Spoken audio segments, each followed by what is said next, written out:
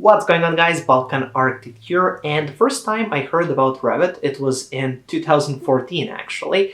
And the first time I heard about it, I heard that there's this cool new software where as you build your building, it actually calculates the amount of materials that's supposed to go inside of the building, and also the cost of each material. So you basically get a cost calculation as you model the building. So that really blew my mind. I thought it was amazing, and that's what got me to get interested in Revit and to learn Revit in the first place. So cost calculation, in my opinion, is one of the most interesting parts of building information modeling, or for learning Revit specifically.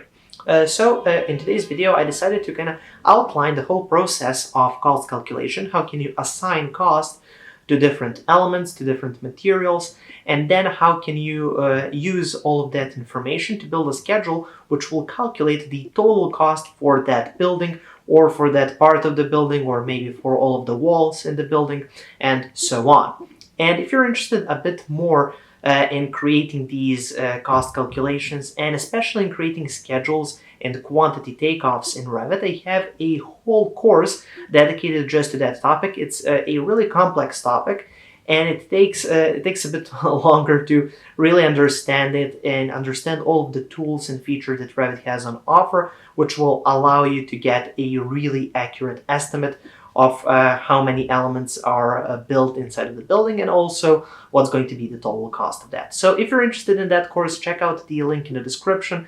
It's going to be just underneath the video, and there you can find that course. Okay, so without any further ado, let's get straight into this cost calculation tutorial.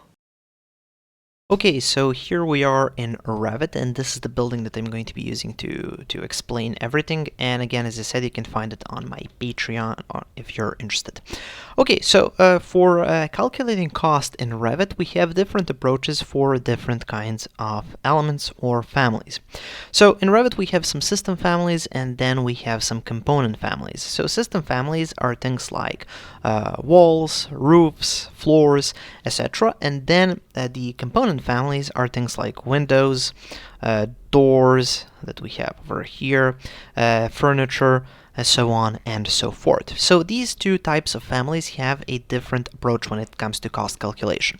Now I'm going to start off with the component families, so things like doors, windows, furniture, because it's a bit simpler when it comes to the approach for cost calculation. So for any of these component families, like this door for example, if I select it and then go here to the properties, go into edit type, here under type properties, if we scroll down and go to the identity data section, here we have a bunch of information like the assembly code, the type mark, we can even have the URL, so the link to the website of the manufacturer. We have the description, and also we have the cost. So you can enter the cost for this particular door here, or if you're editing the family, you can go here into edit family, and then when you go to the family types, here for each type, you can go under identity data and you can assign a different cost to each different type of this particular door. Now I'm just going to close this off. So for each family, you can go here into edit type, find the cost, and then assign it. Now you will notice that for pretty much everything in Revit, the cost is rarely going to appear over here. The reason for that is costs tend to change from time to time. Of course, these families are usually just something that help you kind of show off your project. These are not the final windows you're going to be using. Usually you want to get that from the manufacturer, and then depending on the quantity of windows you will be buying, the location where you wanted to have it shipped, so on and so forth, that will determine the final cost. So once you have the final cost from the manufacturer, once you have the quote, you can go here to the cost and then add the cost per unit. So for example, let's say that this window costs 100, whatever the units are, maybe dollars, euros, whatever. We can just hit apply and then OK. So that's how we can apply cost. Now this can be a bit, this can take a bit too long to apply cost just like that. So a bit more efficient approach that I found was to create the schedule where we're going to be calculating the total cost for all of our windows or doors or whatever, and then we can add cost there. So in this case we have a bit more different doors than windows, so I think it's maybe going to be a bit more interesting to create a new a schedule or a cost calculation for all of the doors in this project. So in order to do so, what you want to do is navigate here to the View tab, and then we have Schedules. Open up the drop menu, and you want to create a new Schedule Quantities. Now here we have to select the category, which in this case will be Doors. Select Doors, click OK. Now here for the fields, what you want to do is search for the family and type. So we want to know which doors we're talking about. Let's see. Family and type, and you just click this little button to kind of switch it here in this field, which means these are all of the doors included. Next, we want to go to cost, add that as well, and that's pretty much all that we need.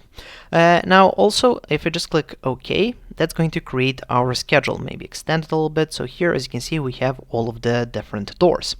So here, we don't really have cost for any of these, and that's because here in the model, as I've shown you, when you go into edit type, we don't really have any cost assigned here. Now, if I type in something like 100 euros, hit apply, okay, or $100, doesn't matter.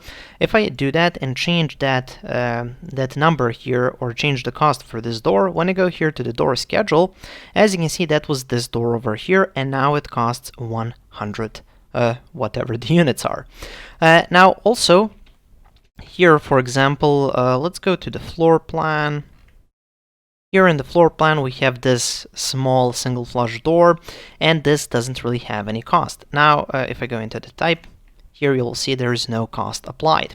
Now, if I go back to the schedule and find that door, so that's this one over here, the 762 by whatever, if I go here and type in maybe 80, and click out of that, it's going to give us this kind of warning, and it says this change will be applied to all elements of this type. So we're making actually a change to the family parameter or a type parameter. So if I click OK, as you can see, it will change this number on multiple doors.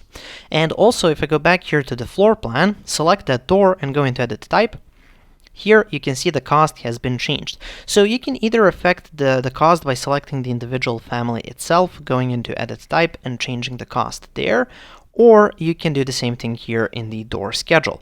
So here I can say maybe 120 for this one. As you can see, that will affect multiple fields because we have multiple doors. This one, the exterior glass one, is maybe 180 or 160, I don't know. Okay.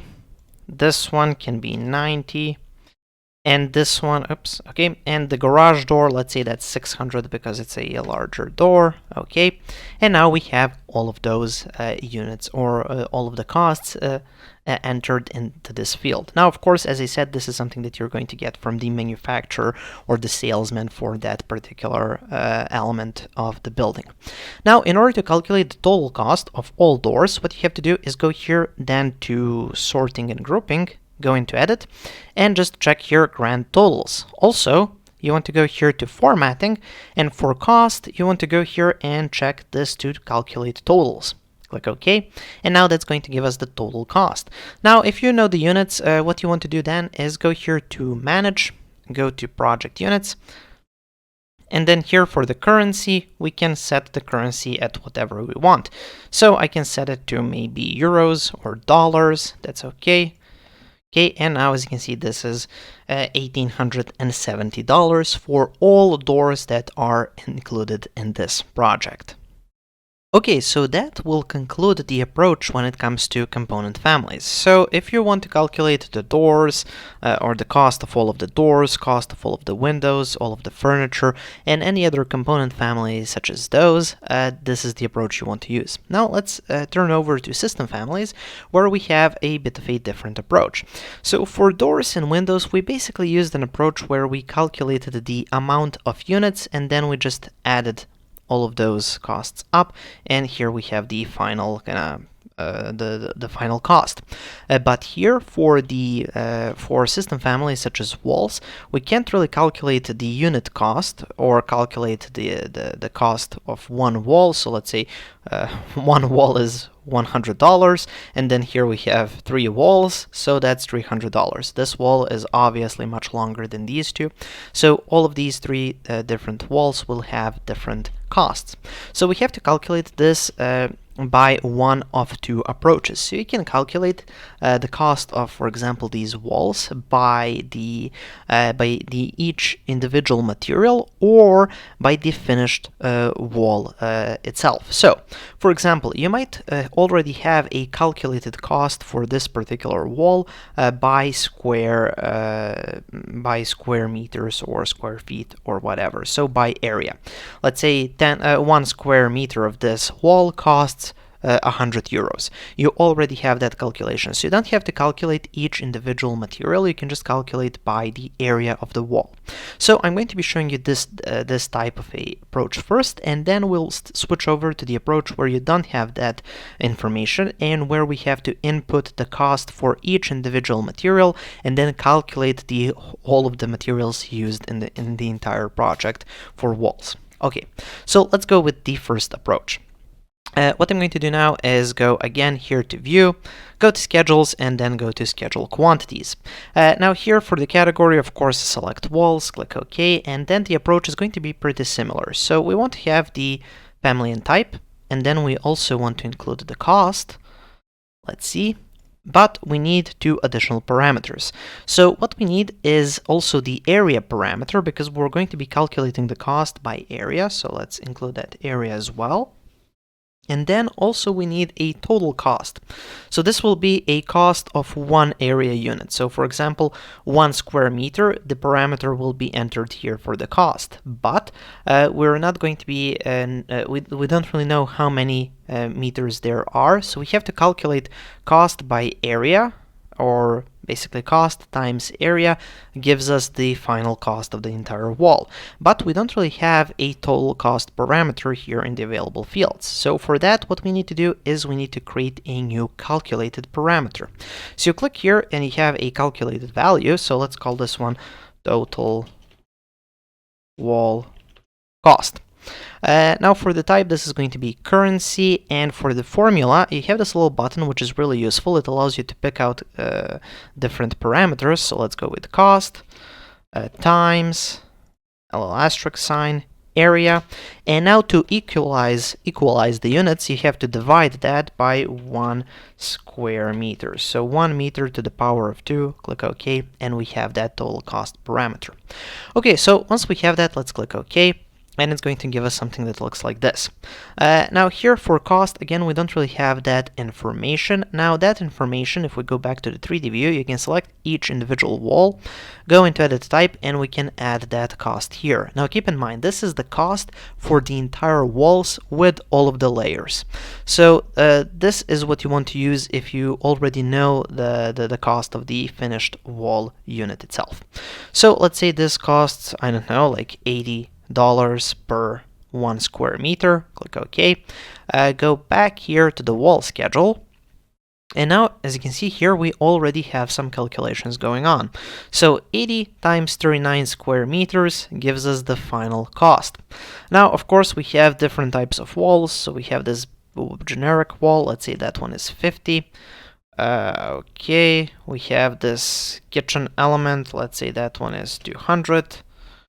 Okay, and there we go. So we have all of the costs for each wall. So this isn't one wall, this is just this is one segment of the wall. So this is one of those elements in the, if I just move the schedule perhaps and dock it here on the side. So let's see. So as you can see, each of these independent ones are different walls in the project. As you can see, they highlight as we go along. So those are individual wall segments. So let's just undock this and bring it back over here. Okay, let's move it off to the side. Kind of difficult to do this. Okay, this is really annoying. Never mind. Okay, so once we have all of the costs, now we have to go just here to sorting and grouping. Make sure to add grand totals. Also go to formatting, go to total cost, and calculate the totals. Click OK. And now we have the total cost, which is $35,000. This is, I don't know, it looks a bit too expensive, but I don't know. So this, of course, will vary from project to project, and of course, I'm just using some arbitrary numbers. You want to get, again, the cost from the manufacturer, or to get a quote from your from whomever is going to be constructing that wall in the end. So that's how you calculate the cost of the wall, like this, when you already have the unit cost by the finished wall. Now, let's say we don't really have that information. We only have the information about each individual material. So let's see how that works. So what you need to do in that case is go here to schedules, but instead of a schedule quantities, you want to go to the material takeoffs schedule. Now this is a different type of a schedule. So for this schedule, you have the option, of course, to select walls, click OK, and then instead of family type, we can just go here and find the material, and we have different parameters for each material. So for example, we have the material area. We can load that in. We have the material cost, let's see, that as well, and also we have the material name. So I think this is more than enough for this one. And of course we need that calculated parameter, which is going to allow us to calculate the cost. So let's call this one total.